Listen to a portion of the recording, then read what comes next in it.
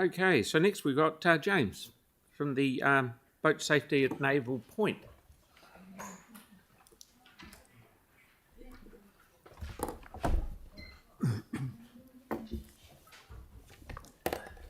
Mr Mayor Phil, Deputy Mayor Pauline, all the people that have been supporting us over a long time, and our Littleton Councillor, thank you very much for being here.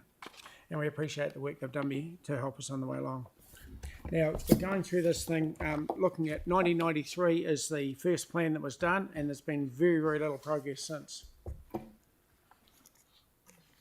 And now we're looking at the next one here, which has got stage 1, which is a WEC proposal, repair and reinstate the existing Naval Point breakwater spur, which will help the new infrastructure, because we get waves in there 4 to 5 days a week from easterly, northeasterly, and a bit of southerly. We've now got the survey we did to show that we get good representation from our community, 5,025 people from ratepayers around Christchurch that gave us 100% support, and we had nobody opposed to making safety improvements around the ramp. We've now got the Christine Bow, March 18, $10 million we applied for, and the support we've had from Christine Bow has been outstanding, and we actually got $10.6 million. The Paula Smith project, which is the 357 project, which was getting this off the ground, and so that's been very effective. Then the consent, we'd like to see a variation of this consent. I'm not sure the staff agree with that, because when we did the port recovery plan, we were advised then that if it hadn't been for that, the 20 faction groups that wanted to oppose the port recovery plan, that would have been probably 10 years trying to get through that. And you can see the consents on all this stuff here for that, and it's also got for repairing and renovating the breakwater. It's all covered by the consent. But to get a new consent would be just like a nightmare. We've got the costings that were done in 27th of 1st, 21, and that will be a bit out of date now because there's a few cost increases for trucks and fuel and stuff. But and that is the rock that's been used for the port company, and they did all the work and research on what rock was going to stand the sort of environment there, and they found the View Hill rock was the only stuff that was satisfactory to use. So we've got that, being able to piggyback on that, and that's why we approached the company here, which was RJ Civil at the time, and they actually mine it from that quarry they've got there. And we actually had a whole stockpile of it handy, but that's now been used. The next page has got about the breakwater, and it's got the removal of the breakwater. We don't agree with that because we think the infrastructure that was there, which was designed by Gary Tier in 2000, is actually magic, and it keeps the waves out of that environment there probably 5 days a week, or maybe more sometimes, from easterly, northeasterly, southeasterly, and some southerly as well. And it's a no-brainer to take it out when it's already established. Then we've got the lovely design done by Jocelyn Maloney, designer, and that was in 2010, the year before the earthquakes. And you can see it there. It's actually a really good spare breakwater, and it actually stops it, and it will protect the new infrastructure, which we've got real concerns about it staying there under the existing setup. We've now got the picture of our proposal, which was to build up the spare breakwater and then put some sort of structure on that. But if we can get the first bit done, that'll give us some protection, and then perhaps at the next stage, when the council allows some funding, look at that. We've now got the two pictures after the earthquake, which show the spare breakwater with all the earthquakes, which is not surprising, sunk down. So at about half tide when this photo's taken, there's quite a few waves come in and sort of make that area quite rough. I'm handing over to Eden now.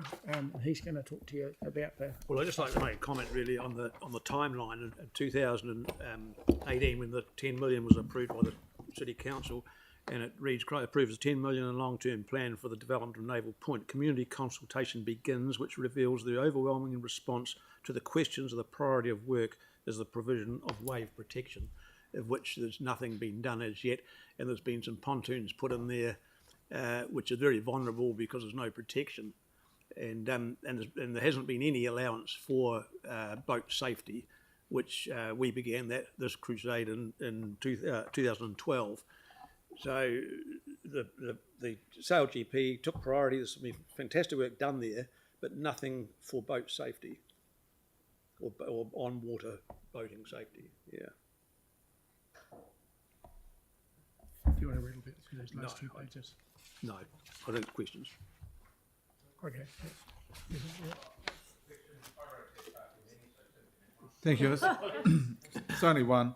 Yeah, on our page 13, that list of budget, it does seem that through the through the sale GP, a lot of that work has been done. So it's really now just to the breakwater, isn't it? Yeah, That- well, that's the paint, property. it looks like a coat of paint on a car, what they've done there. It looks great and it's fantastic and it's taken a long time and there's no potholes.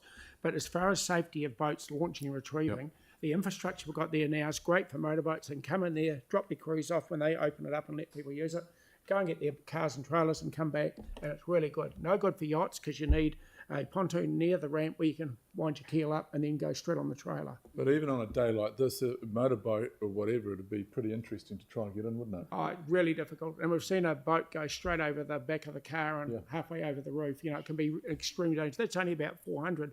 Yeah. Wait till it's about 800 and see. Yeah. And on the last sheet, you'll see we've got this here, which is the new infrastructure. We think it's great, but it's actually built for 300mm waves in the inner harbour of Auckland, and it's not built for the site where it is now, and we're not criticising it. It's great to have it. But I'll tell you what, there's going to be some real egg on the face of all the councillors here if this is not here when they come back in 2 years' time. The piles have been put in by the City Council. Great, good job.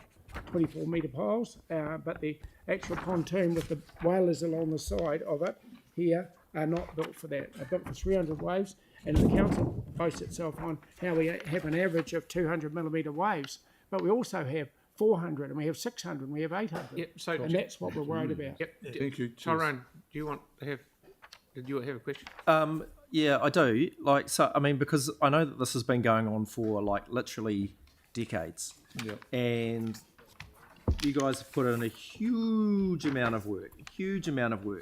What is it that you need out of what can we do for you? I mean, you've got so much detail. 5 minutes is not really a very long time. What do you need from council and councillors to move forward? I would like to see a meeting with the workshop meeting with the councillors, the mayor, and have a look at all the infrastructure and information we've got from very good engineers around New Zealand, and see moving forward how we can make all that work. Because I don't think the council staff here, none of them are boaties, none of them really understand a lot of this infrastructure. And if you look at the back of this handout sheet, you'll see the Marina 2000. The council boasted itself on saving $5,000 on a tender, and we end up with nothing but polystyrene and rubbish in there.